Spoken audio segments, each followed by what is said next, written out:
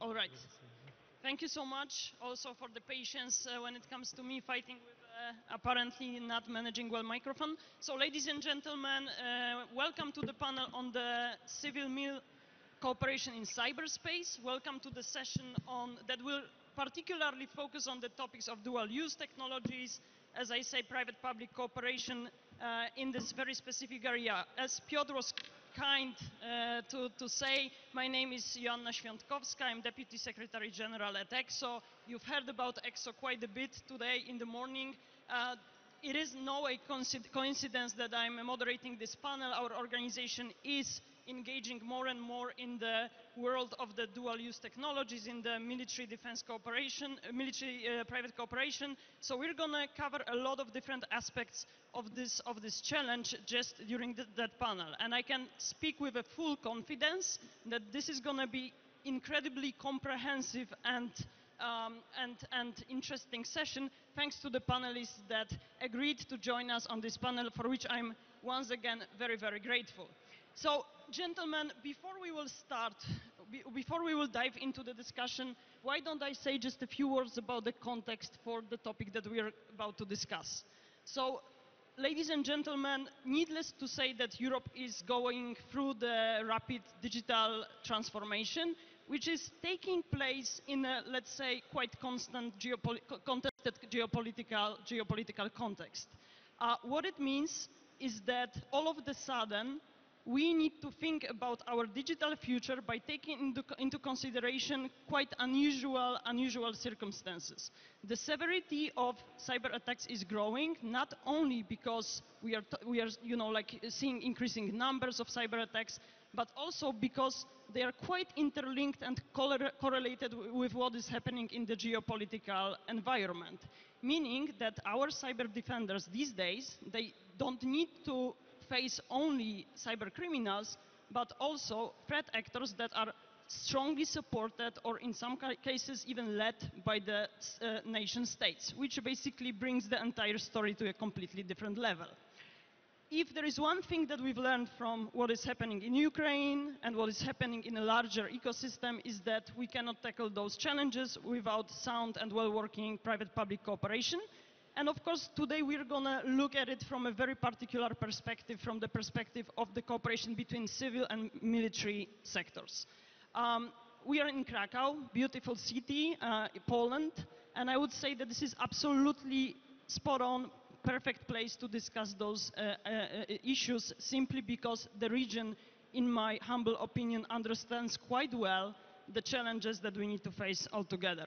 And as I say, we're going to take a look at the challenge from different perspectives, and we're going to look for a comprehensive answer on how to tackle those challenges. So we're going to speak about strategies, about, let's say, more operational and also some technological steps that we need to take altogether.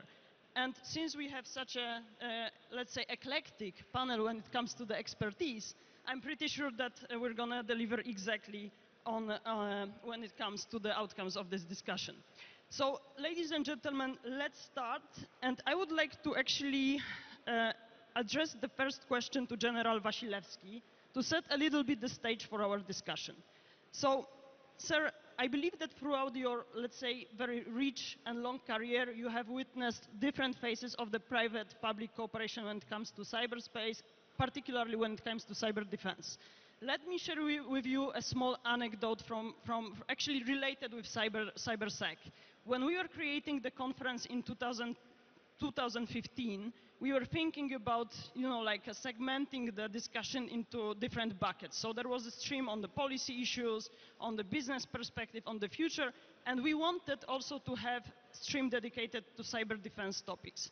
You cannot imagine how difficult it was a few years ago to even start to have this discussion. Everyone was saying to us, don't enter this area. There is a clear division between military and civilian world when it comes to cybersecurity, and we should keep it that way. So, and after a few years, I feel that we are in a completely different place. It's not that we are discussing if to cooperate, but how to cooperate. So, sir, if I can ask you about your experience over the years when it comes to the private-public cooperation in cyber defense, And if you could not only tell us how it was, but also maybe why it was so difficult to engage into this area, and how we can make it better now when it's so much needed. Okay, thank you. Yeah, I have the impression that it was some 9 years ago and things have changed.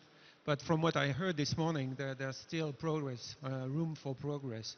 So if we want to address some problems that we can encounter in the military and civilian cooperation, first it could be the organizations, which are quite different. So we are hierarchic, whereas in the private companies or in the civilian world it's pretty flat, and so the way to decide is not quite the same. So I suspect that in the private world it goes much quicker than what we are used to. Then we can have also trust. Trust people. I heard this morning that the defense doesn't want to share their or don't want to share their information with the civilian world, and it's because of trust. So because you decide it is secret, so you keep it for yourself or you keep it in your world, whereas you have to share it now. And I think it's still there, but we made some progress. Then there is the resources, which are allocated quite differently, and the way you are developing the systems. In the private world, you are tempted to, you have money and you have ideas, and so then you can develop your projects quite quicker than in the public side, and in the military is the public side, whereas you're not the master of your budget, and you have to wait for the money. So there is a difference in the priorities and the way you reach them. Then from what I heard, so I guess we have overcome those difficulties.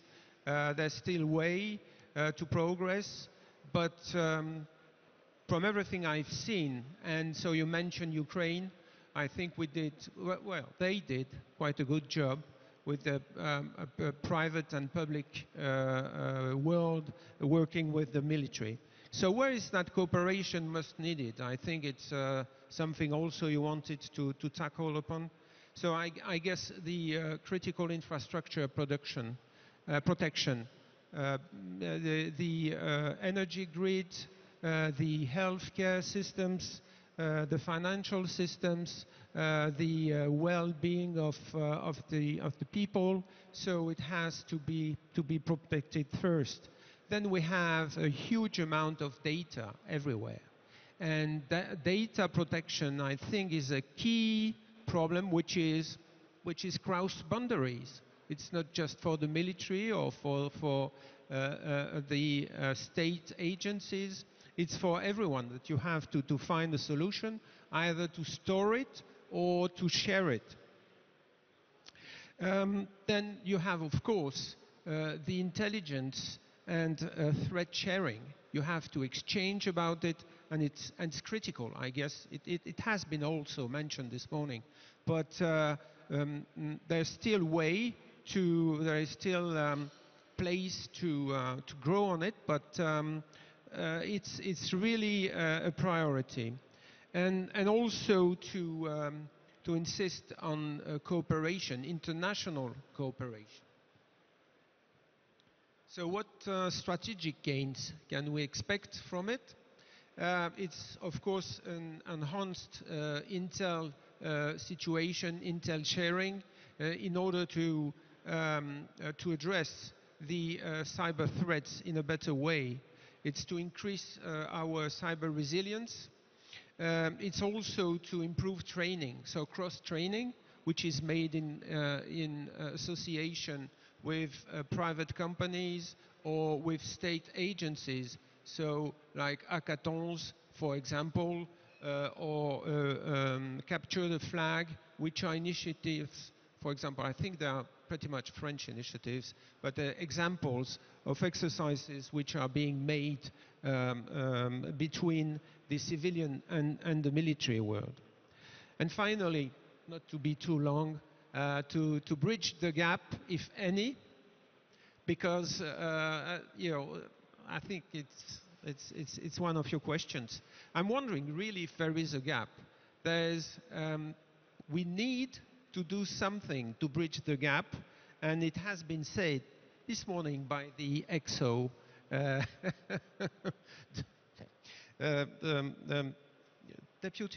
manager. I can't remember his whatever.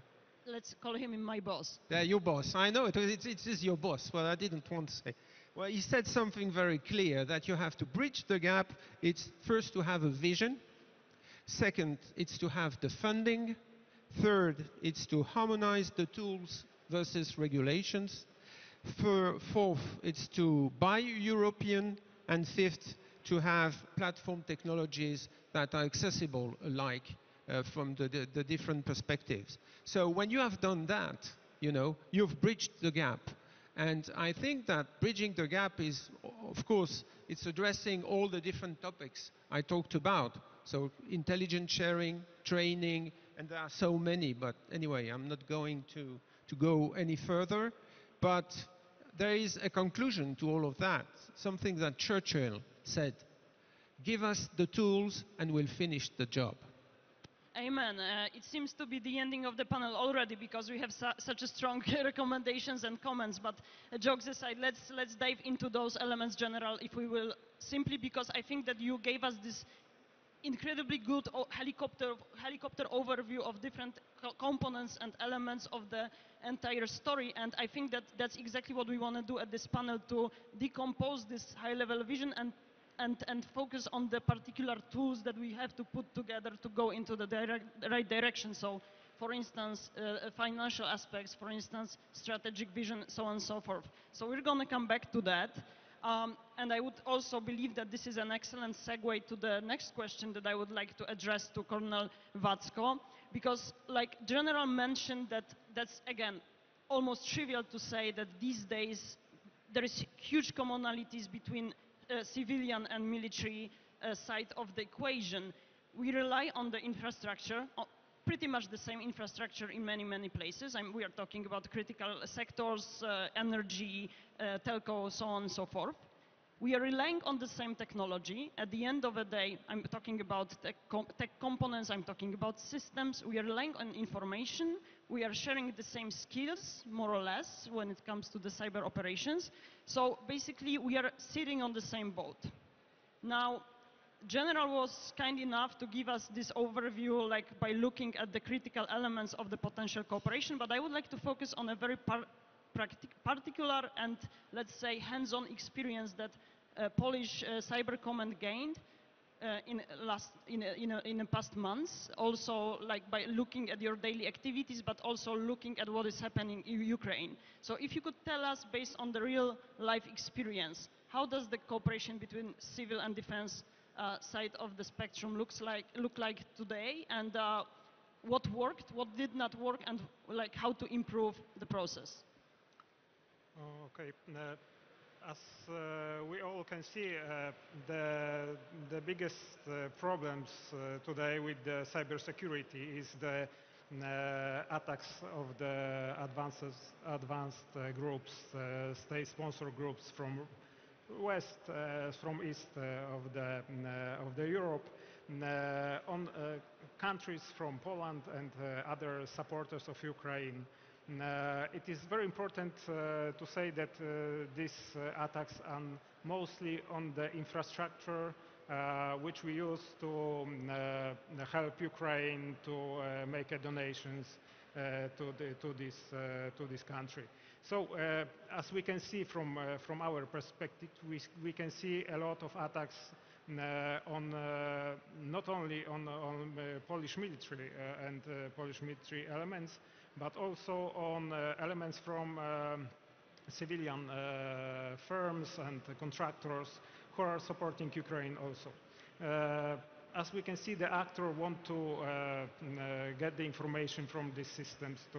They are attacking the email systems. They are attacking the systems where they can find some information about this support to Ukraine.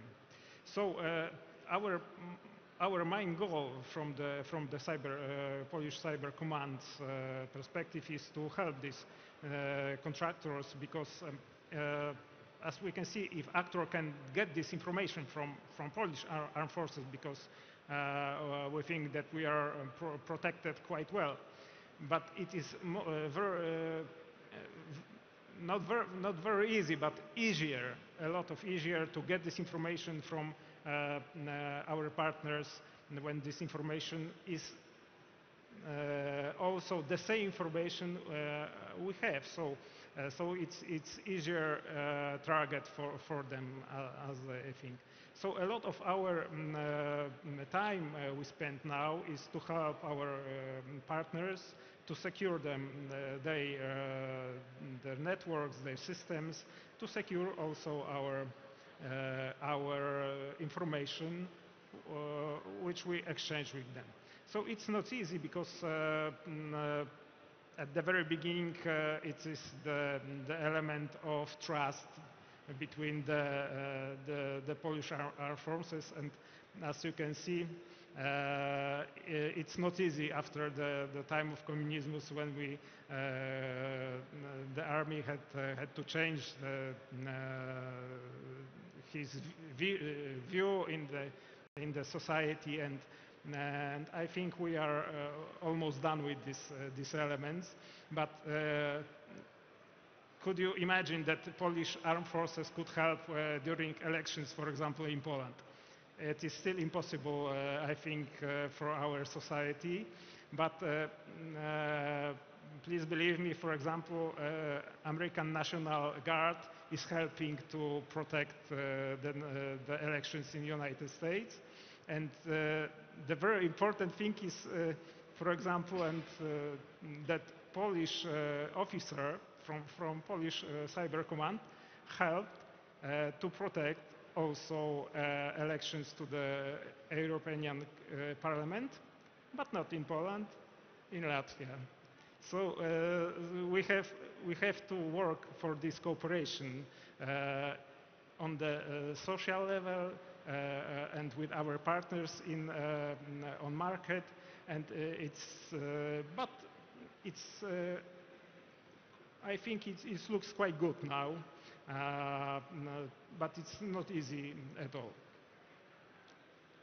Thank you so much. That's super interesting to see also some concrete illustrations of the way how the cooperation might work. And another element that I would like to highlight as a sort of like I would say recap from what you just said is the fact that indeed we need to take a look at the supply chain security as one of the key elements of the overall cybersecurity strategies. And that is confirmed by looking at the types of attacks that are being currently successful and on the rise. So basically using supply chain is one of the, let's say, most utilized tactic that we've seen in the field. So it's interesting to also understand this perspective and this intersection of the civilian supply chain and the military side of the story, which is relying on this part of the ecosystem. So thank you so much, Colonel, for that.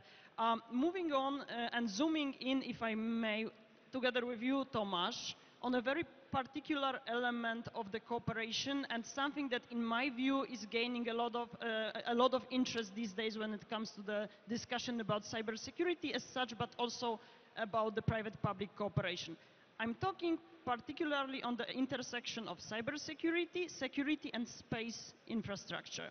And again, I'm going to be a little bit maybe even sounding like a broken record, because I will be coming back to what we are observing in Ukraine and in the cybersecurity landscape out there. The attack on KSAT, the satellite communication infrastructure, proved extremely well that this is a part of the technological, let's say, infrastructure, but also beyond technological infrastructure, that requires special attention from the security point of view and very specific collaboration with the private sector. Could you tell us a little bit more about what would be needed to improve our cyber defense oriented at the space assets, and again, since this is the leitmotif of the panel, how to cooperate better in this area? Thank you, thank you, Joanna. Thank you to other panelists for the first reactions.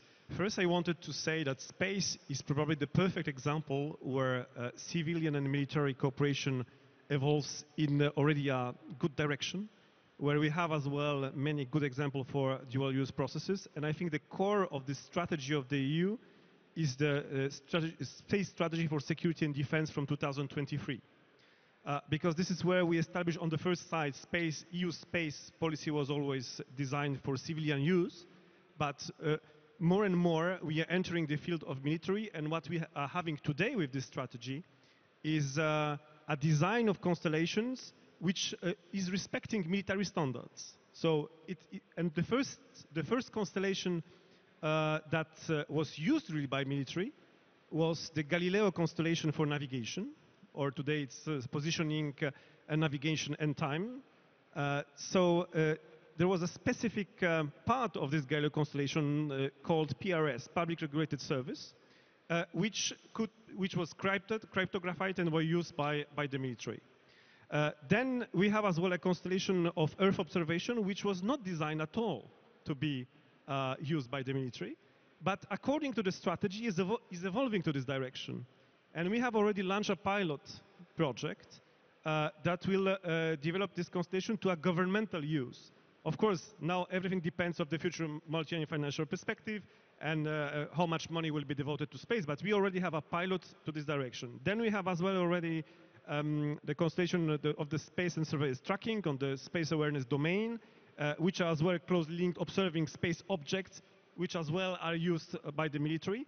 And finally, which is today under negotiation, the constellation for communication, satellite communication, IRIS², which is supposed to bring low latency, very robust, and a constant communication between governmental services, and that will be obviously designed as well to be used in the future by the military. And here, this constellation is taking into account all those bad experiences that you have mentioned at the beginning. Notably, one thing is about jamming, but the second one is about saturation, because that is what we observed as well in Ukraine. So what we need now, because I think Europe is quite well equipped with it, and really space is the place where not only we are today looking at, for instance, with the Galileo, we establish as well a governance system, which from observing incidents to attributing incidents brought us to even to a reaction mechanism, which is still something which we pursue in the cyber domain. And this reaction is the decision of the Council from 2021, where the High Representative can convene the Council meeting and ask member states what to do if an incident is analyzed. Then, what brought the this space strategy from 2023 is the European space law. And this is what we lack. Because this European space law exactly wants to make all the constellation more robust and bringing as well the civilian and military perspective together. This EU space law as well was supposed to bring additional toolboxes, for instance, for the reactivity part. This as well, this strategy as well brings together the design and the reduction of technology dependencies. So that's another thing, and here I'm looking here to one of my predecessors saying that we need to buy European. Yes, I fully agree, but then first we need our European technologies to buy them. And this is still the core issue, and this is what the EU space law as well has to bring on the table. Because today in many fields we are not independent. And I'm very happy that on the 9th of July we start to be independent on one of the most core issues, launchers.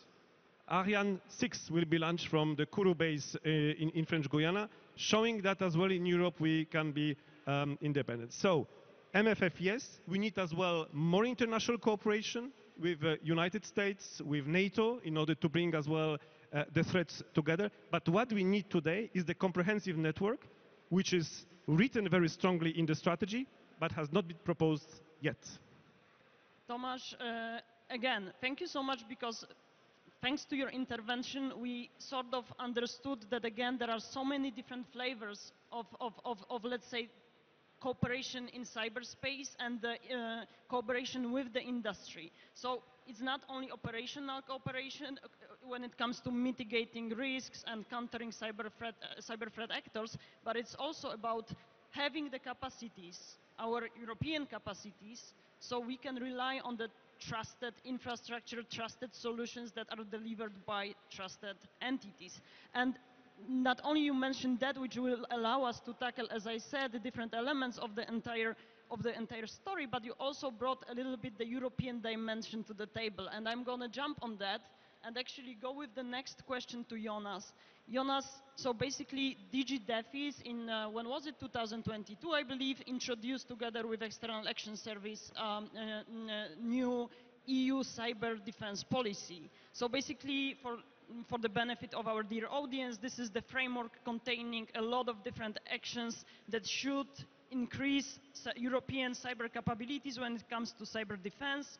It has all sorts of different elements and components, but there is one particularly important also from EXO point of view, and that's the fact that if we want to speak about strong Europe when it comes to cyber defense, we need to have strong European industrial base.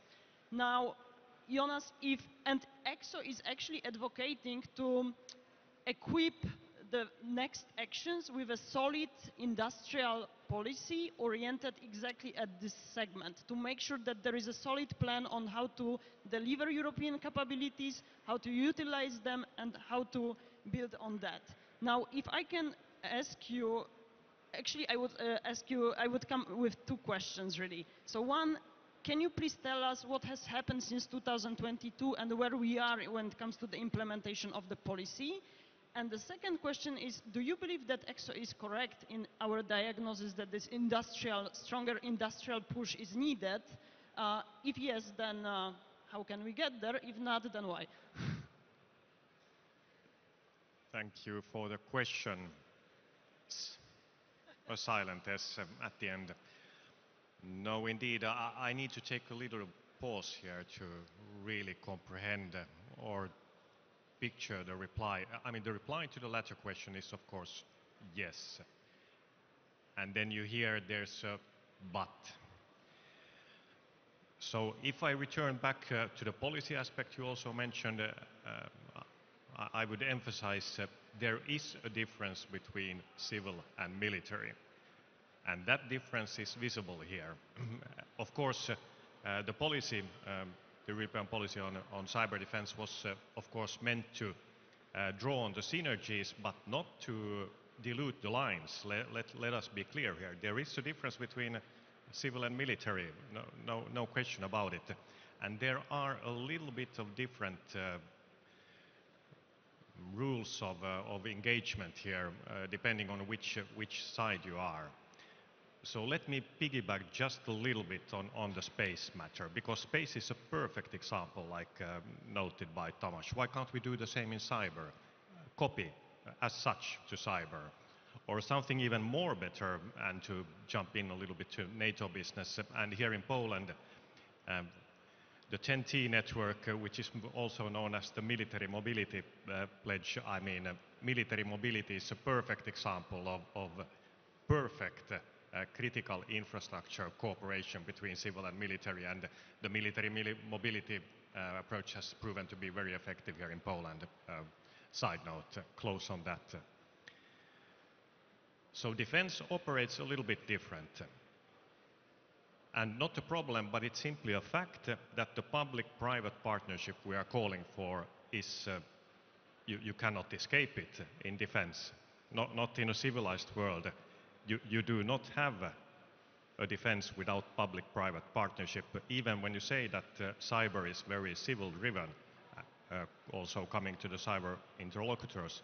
But when you come into the defense realm, you do not do it without the public presence. And that, again, allow me to say, looks a little bit different depending on what member state you come from. And we have no reason to change the current approach where the member states themselves, the nation states, they know the best how to perform defense. Now I need to jump into some quotes here, maybe given just a few minutes ago. Still, we need to buy European in order to make a stronger European ecosystem and supply chain, definitely. Because it's European? No. No.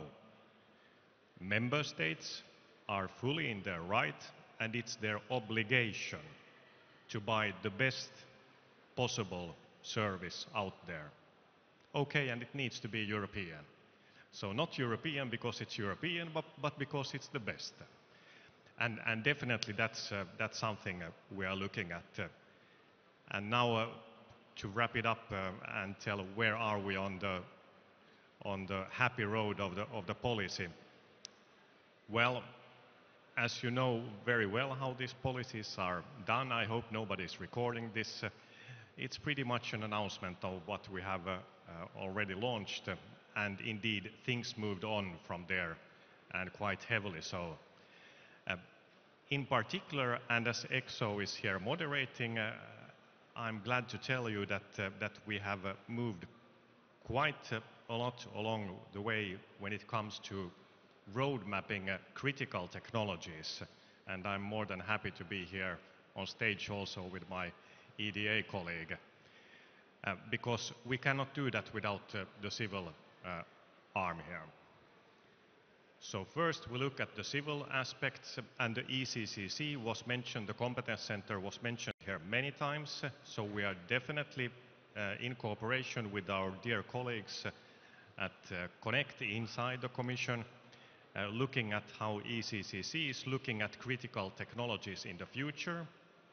Then we are looking at our defense agency colleagues on how the member states look at critical technologies also in the future in the defense. And then we are looking at EXO and some other industrial partners to inspire us. Are we looking at the right technologies? And this roadmap is imminent to come out, and of course it will be, it's a roadmap, it's a living document, we will update it continuously, but this will be in very soon weeks to come presented to the member states for discussion, and it will not come as a surprise to the industry either, because the industry would have provided the inputs to it. And while we are speaking, we are all the time, just because when we were thrown in here, we were presented on the Diana point, and I'd just like to point out that Diana is a little bit like the European Defence Fund without the money. So the Defence Fund has the money, and we are happy to support the member states. And I would like to wrap it up on a concluding remark. It was said that give us the tools and we will solve the challenges. We provide the member states the tools, so we look forward for them to solving it. And that's exactly where the conversation will actually move, to capture a little bit this, let's say, member state-oriented perspective too. And thanks, Jonas, for mentioning the road mapping exercise, because that's something that I would like to follow up on, certainly. So with that, David, to you, because like you represent European Defence Agency, so this is absolutely critical body that is helping member states to actually develop cyber defense capabilities. And one of the tools that you are using in order to achieve this goal is exactly to do the road mapping exercise and understand what are the critical technologies that Europe should develop, hopefully, as Jonas said, with the state-of-the-art European solutions, which are just best in class and reliable, hence why to be selected. So I'm not sure to what extent can we ask you about a sneak peek on where is the road mapping right now? What are the critical technologies that you see that should be developed in Europe? The reason why I'm asking is that because we are here in Krakow together with Expo, and there is plenty of European entities that could benefit from understanding like what are the strategic directions and where they could also, like invest their efforts to be a solid partner for whatever needs to happen on the market. Dzień dobry. I will stop here, but I promise I will learn more. Thank you for having me in this panel. The thematic is really important. And regarding the most important technologies we are looking at in the roadmap and align with what my colleague just said on the EU Joint Communication Policy on Cyber Defense, we have been working with the EU Cybersecurity Organization, and I won't give you what everybody will tell you about AI or quantum. I think it's, these kind of technologies are already used so many times, and they're not new actually. So I will prefer to give you 3 different examples. So, and why? You may argue that some of them are only for the defense, but on the topic of dual use, knowing that for cyber defense purposes, we need to look at full spectrum, meaning peacetime, crisis, and total war, but also because we have the capability to not only defend purely, but also use our capabilities for exploitation, intelligence, and also to project power. That's something that, but nevertheless, in a total warfare scenario, all the country will take part, so even the civilians will be part of that equation to protect. Therefore, they need also to be on a systematic approach, technology, the people, and then the procedures regarding to who is using what. We can have the same tool, but if the content is different, serving an entity from the military or a civilian one with different procedures, at the end of the day, there is space for dual use technologies. The first one I would like to express is on the convergence of electromagnetic activities. We have seen that many years ago, but no lot of appetite at EU level at that time, and now it's coming back based on the lessons learned in Ukraine, where I see it's important to have at tactical level the protection of platforms, but it's also necessary to have force protection not only for the military side, but imagine for big events, or critical infrastructures can also, for law enforcement, can also use that kind of technologies. Therefore, EMW, electromagnetic warfare, and cyber converging in tools and at technological level to develop certain capabilities can be certainly of dual use. Another example could be related, and it's also part of the roadmap, augmented reality, virtual reality. We have a lot of expectations for education and training, dual use, military or civilian. We also have a lot of expectations for cyber situational awareness and also for military staff. And when they analyze the operational environment, they may use that technology to serve better the commander with the decision, because they can war gaming. And this is something also that can be done in companies for business, for a CEO to understand strategically where the company could go. So I think it's also another example of a technology that should be high in terms of priority. And also, for instance, a last example on cloud, edge computing, fog computing, that is also, let's say, in the hybrid parts, very important, not only because when we are deployed, we don't have the same set of possibilities in terms of bandwidth, in terms of support, that we are in a static environment when we go to a place where, there is nothing. But also for companies, for retail purposes, for where we have smaller, let's say, elements spread around the world, they might also use that kind of hybrid for computing as well, and not having everything centralized. In terms of cloud as well, we are dearly looking at EU level to have something that could provide us with all this strategic autonomy we are searching so much, restricted, at least EU classified environment that would let us, in our EU bubble, to have, let's say, be a bit independent of the huge vendors we are aware of. There are a lot of challenges also that we can overcome. My colleagues talk a bit about that, so I will skip it. But so many opportunities.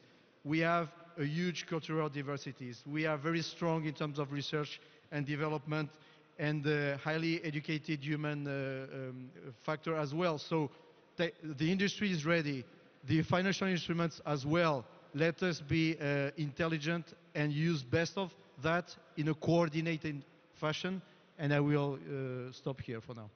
And let me advertise the session that we're about to have tomorrow here on the stage, exactly about the investments and different strategies that we can utilize to also strengthen the European market, and entities also from research and academia that can contribute to those efforts, as you mentioned, David, to provide those technologies, be it augmented reality, edge cloud, and so on and so forth.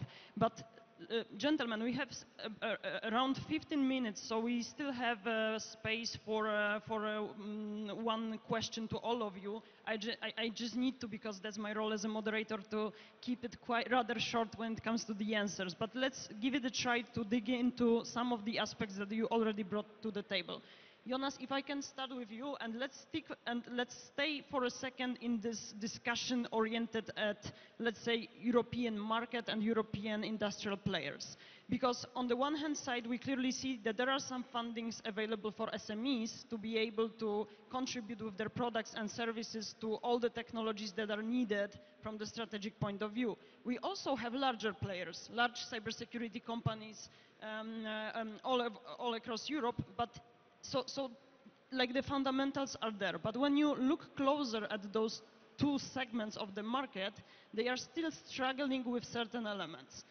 SMEs, they complain quite a lot and still about the fact that European funding available for them comes with a bureaucratic burden that hampers their activities and also, like make their life miserable, to put it in a blunt way. Whereas the larger companies, who are not necessarily looking that much for the funding, they are rather complaining that there is what is lacking in Europe is this strategic focus on the large-scale projects that could help them, grow to become European cybersecurity champions. So once again, sorry for providing you with a double question, but if you could tell us what to do to make SMEs' life easier should they want to be a part of the game, and what to do to help the larger companies to really become, like the cybersecurity champions. Luckily enough, I have a very quick reply, and that is that you can come back at 17:30 and listen to me speaking about the EU defense industrial instruments, which will reply to this in detail.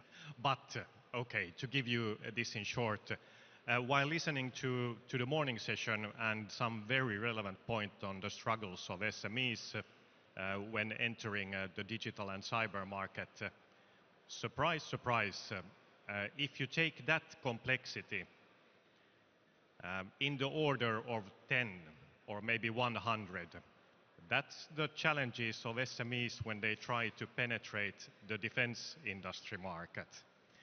And that's where we step in with some instruments. So we have the European Defense Fund, which specifically addresses this, and the mechanisms are twofold. One, we do SME only calls. I will come back to that later in the evening indeed. But then also to match with the integrators, with big integrators, so known defense industrial players. And this is particularly looking for the dual use space. So I'm looking here over at the floor and then the next hall.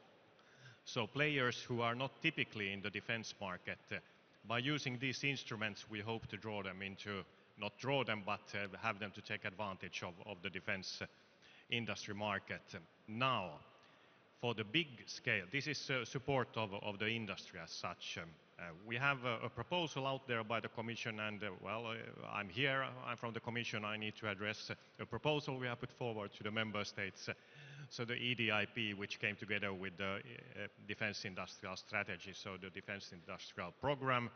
And in there we have indeed sketched a 1.5 billion approach on large, important projects, European projects, which would then address the procurement phase. So indeed going, what would happen after development and going into market, where we are incentivizing member states to form a member states consortium, and we have hinted that it's not only about 155 millimeter ammunition, it's also, and particularly also, about cyber defense, because if something is cross-border, that's cyber defense. So these two instruments we have put out there for the member states and for the industry to draw upon. Thank you. Thank you so much, Jonas. And coming back to Colonel Vacko, if I may, also a little bit unusual question, I understand, to military persona, but still about the market. I mean, I'm not sure if you had a chance, sir, to listen to what was discussed in the morning here on the stage. There was a discussion about the future of Europe, future of the market, cybersecurity as such. And I would say that one of the common denominators that was quite visible across all different speeches was that Europe suffers from the fragmentation.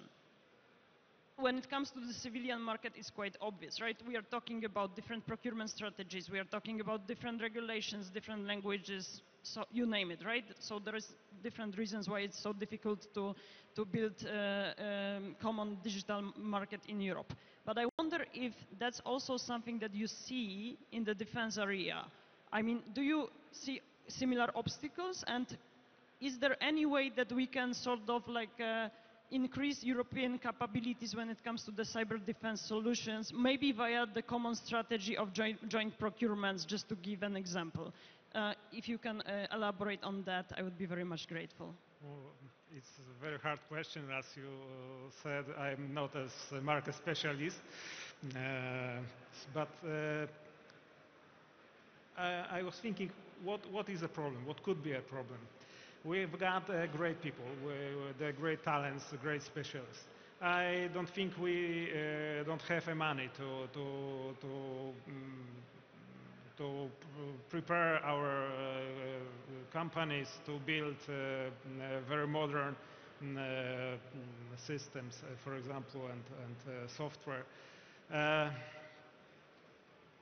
We've got different languages, but there is a lot of companies, multi-language, multicultural, and they are working very good. So what is the problem? Maybe we've got some legal regulations different in different countries. It is very possible. And the mostly, I think we've got different structures of our cyber security system. So we've got different goals. And it could be very hard to have the products which will fit all our countries' requirements. So in my opinion, this is the main goal. We've got very different cybersecurity systems.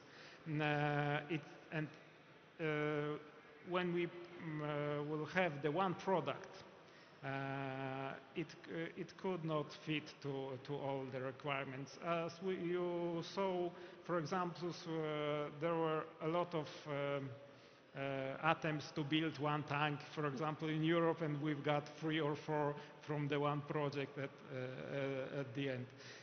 And I think this is my problem now. I see. Thank you so much. Notes taken, and I guess that this is going to be yet another area where certain, let's say, joint actions could be deployed. But speaking about the complexity and different requirements and different actors engaged, David, if I may come back to you with a quite difficult question. To be honest, one of the most difficult that I'm going to ask today.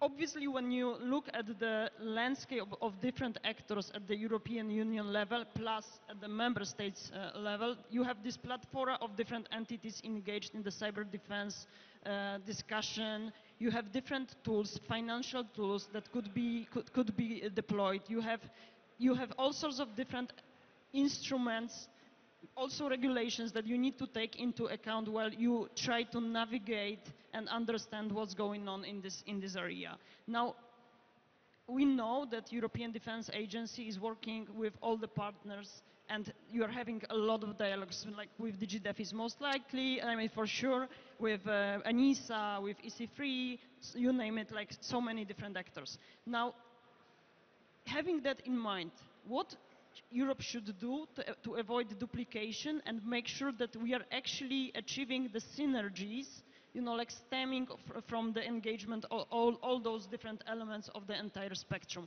And if you could maybe, because we are talking about private-public cooperation, how can we make sure that actually the industry follows and is integrated in all the places where it makes sense to bring them on board? So thank you for the question. Actually, we observe that, as you mentioned, but it's our DNA to harmonize the requirements you were just referring to, and to identify collaborative opportunities where most of you would like to work on, but we can only do that if we are aware of those similar in the planning processes at national level, and also knowing that some member states are part of other organizations, such as NATO, for instance. So, based on receiving as an input the true requirements, we can eventually harmonize and work more together. The instruments are there. We could argue that we may have them more aligned. We are not one country. We are 27, so it's difficult. We have different strategic objectives. We geopolitically are in different places, etc. So it's not easy, as you said, but we are in the right direction with the instruments, maybe so many eventually. So at the end of the day, we should have a global place where the knowledge coming from so many projects could be also captured. But then we have the intellectual property rights and etc. But you know, so many initiatives not always going to the same direction, or to avoid duplication, as you said. Let's say to avoid unnecessary duplication in cyber. Duplication is not always a bad thing, because you're being attacked on one capability that is used by everybody, and then you know everybody's using the same, so it's not so bad to have duplication, you know, in that perspective. Yeah. But then for the private sector, I would say common certification schemes, to be also able to have the competencies aligned, you know, skills, knowledge and abilities also aligned, because I see so many products talking about the same, but at the end they are so different, and it's difficult to assess what you are actually selling. Is it exactly what I need? We have to certify that. We are working on putting a network of test centers, not only for supply chain purposes, but also to be sure we are having what it is promised and is aligned with our necessities. Exercise was also another way, but the general talk about that. I would just put on two very fast ideas. Having liaison officers from the military to go to critical infrastructures, and visiting the civilian side as well with the private sector. For those who have conscription, they can make best use of the civilian and private sector, but also we can have coaching from the private sector also for the defense side. That would be very beneficial. Thank you so much for these very concrete recommendations. Again, notes well taken, and I think that this is as I say, very, very practical advice that we should maybe take into account and who knows, maybe execute at them here in Poland in the first place to do some piloting exercises. Tomasz, today you are my go-to person when it comes to the very practical elements of the private-public cooperation. We mentioned satellite and space infrastructure, but I would like to ask you about yet another, let's say, with another topic that in the recent months brought and gained attention of many people, which is basically undersea in internet infrastructure. I mean, ENISA is speaking a lot that this is particularly, you know, like important part of the infrastructure that we rely on. And this is, in my view, a perfect poster boy example for the discussion on private-public cooperation. Why? Because it is vastly owned by the private sector. But then, if you are thinking about the protection of it, I mean, let's be honest, private sector cannot do it alone. There needs to be a cooperation, most likely with the cyber defense segment. Now, and interestingly enough, last year here in Krakow, there was a conference of cyber commanders, and they were using exactly that example as something that requires very strong private-public cooperation. So how do you see using that example to you know, like put this private-public cooperation in motion? And I can see that Piotr is waving at me, so I need to ask you to be quite brief, because then we will finish with the general. Yes, thank you, Jana. Yes, very much indeed. So very, very quickly, 95% of data goes through cable, not wireless. Wireless is something that we have to forget. And this is becoming geopolitical, because I'm representing the DG International Partnerships in the Commission, and we are financing cables going between Africa, Latin America, between Africa and the Indo-Pacific. Arctic cable as well is on our agenda. So just to imagine that through the cables, it's not only about pure information, it's about EU values that are going there. It's about against censorship, it's against malicious activities as well of some governments. So we need to have that in mind, what the meaning of those cables is. And you have mentioned, it's true, what are the real problems? It's not just cutting one cable and there will be a catastrophe. One cable means as well infrastructure which is linked to this. So landing cable stations, internet exchange points, data centers which are connected to this. And of course, each of those infrastructure issues have their own capacities to be attacked, to be jammed, to be finally to make a systemic risk as well for a capacity. So we have as well to see different levels. The EU has, the Commission has presented beginning this year a recommendation on secure and resilient submarine cable infrastructure. So we have already a framework of cooperation, what are different standards as well at which level that have to be performed. But I see three main issues. And the first one is, I think, below the public-private sector, is to deter, prevent, and protect. Meaning that we need as well to engage defense, even though 95% or 99% is really civilian use. But we need, especially that NATO has built as well the capacity in terms of Northwood base, so we need to police waters. I think that one of the options potentially would be as well that the EU brings as well the emission, bringing ENISA on the table, but as well the European Maritime Safety Agency, Frontex as well, because that are as well agencies that are gathering additional information. So an EU mission as well accordingly could help police waters and show that this is something which is of highest value. And then of course we are entering public-private sector, first because of the strengthening of the network. We need a greater oversight of ownership and who operates and in which conditions of the cables, because we are here not at the strongest position. For instance, in space, the EU Space Agency is giving every year accreditation to the activity. So if by chance it didn't happen so far, but if by chance such a security accreditation doesn't give an accreditation, then we cannot operate our constellations. And I think that something similar to the cables would be extremely advisable. And then three, because we don't have much time, I think a big problem is as well repair and maintenance capabilities, because the Chinese are today owning 10% in this particular area. And sometimes it's even difficult to track where the Chinese company, which part of repair is doing. I think we need a more centralized catalog of companies, who is doing what, who can do which part of the cable, who can maintain this part of the cable. And finally, in this part, we maintenance ships. We are not very strong in doing this. If a systemic risk appears, if we have a problem with cables, we have one ship on the US side and 3 ships in Europe. That will be not enough to recover quickly with such a cable. Thank you. Thank you, Tomasz. And again, advice should be applied not only to the undersea internet infrastructure, but to understanding where are our strengths as an industry as such in cyberspace, to have this catalog and understand on which we can rely today and what is potentially missing. We need to finish. Last word from the General. No, General, it's still time for you. You started with like the catalog of recommendations. I'm going to ask you for your wisdom to close the session.